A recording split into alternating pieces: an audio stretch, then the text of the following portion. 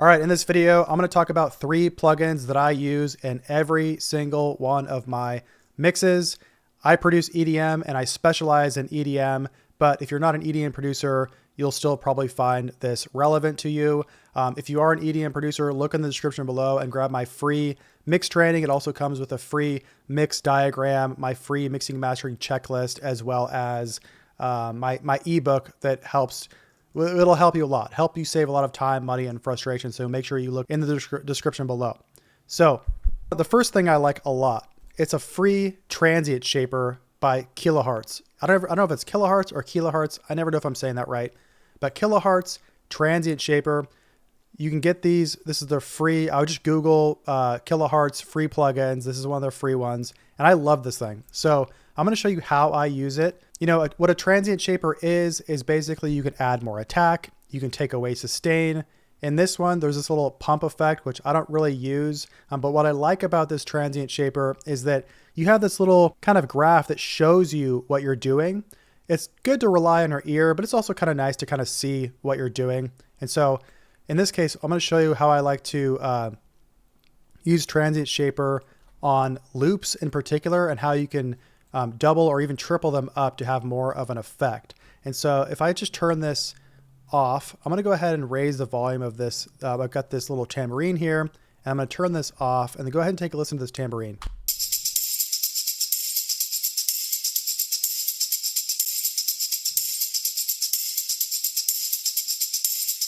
So that's cool, right? Well, it's just a little bit too, like, I want this tambourine, but I want it to be a little bit more rhythmic and have a less sustain.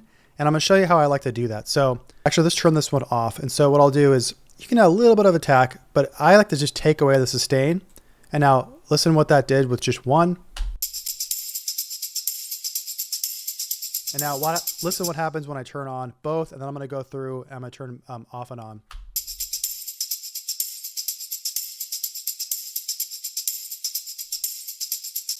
Now check this out. Turn it off.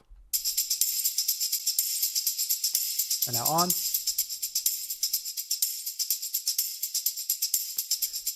You hear how that just makes it like pop a little bit more, makes it more like a little more rhythmic, and just kind of just sounds, in my opinion, a bit better. Now, maybe there's a place for you to use the tambourine without this, but personally, I really like it on like that. And if you go ahead and listen in context, let's go ahead and turn it down of the rest of the mix. Touch my brain, undeniably addicted to. Is it a crime?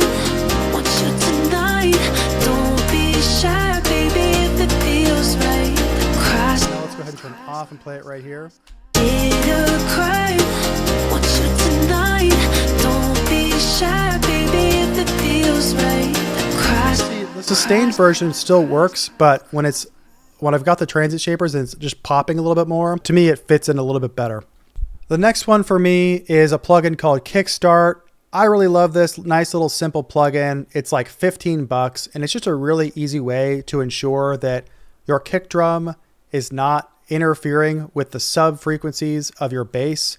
And so you can either put this on a group or you can put it on each individual plugin. So for example, here, if I go ahead and solo this sub and then I solo the kick.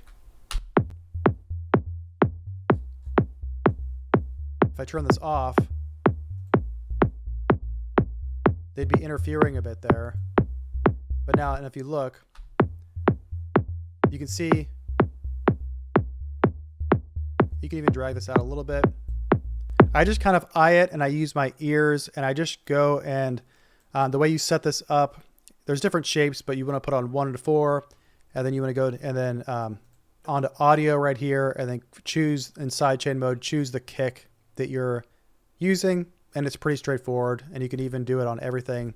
Okay, and the third plugin that I use on every mix, whether it's my own mix or a mix for a client, is Metric AB.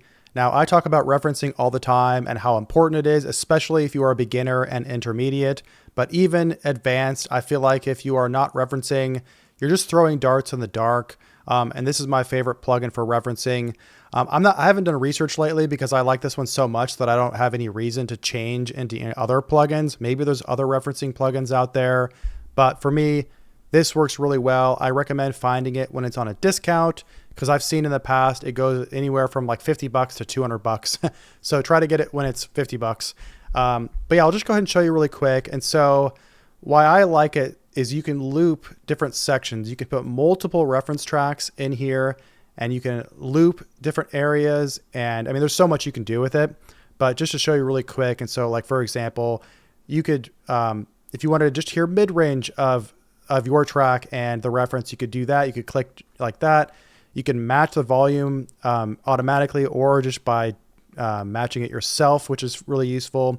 And you can see I set up a loop here, and I'll go ahead and show you if we go back and forth. So I'll play my track, and then I'll play the reference track and go back and forth. I won't do it that long because I don't want to get a copyright strike or whatever, but I'll just show you how I do this. So if I play here, let's go ahead and take a listen.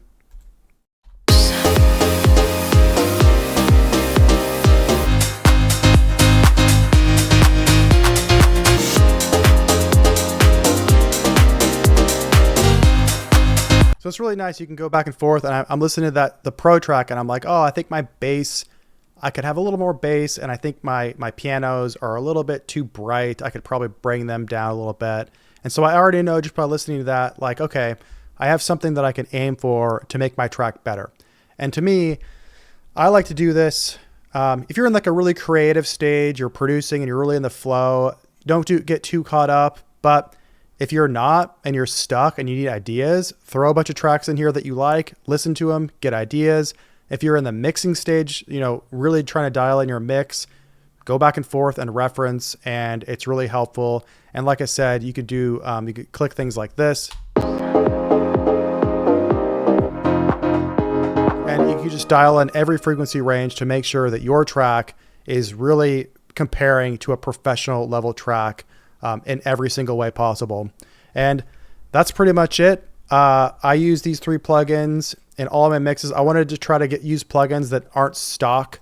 And so, like I said, the kilohertz, and then kickstart, and then metric AB, I use them all the time, and they're really amazing. So if you like this video, go ahead, like and subscribe. And once again, look in the description below, grab that free stuff. I'm building an email list right now, and once my school community is ready, I'm going to send out an email and an invite to my school community, which is going to have some awesome stuff in there as well. So I'll see you guys again next time.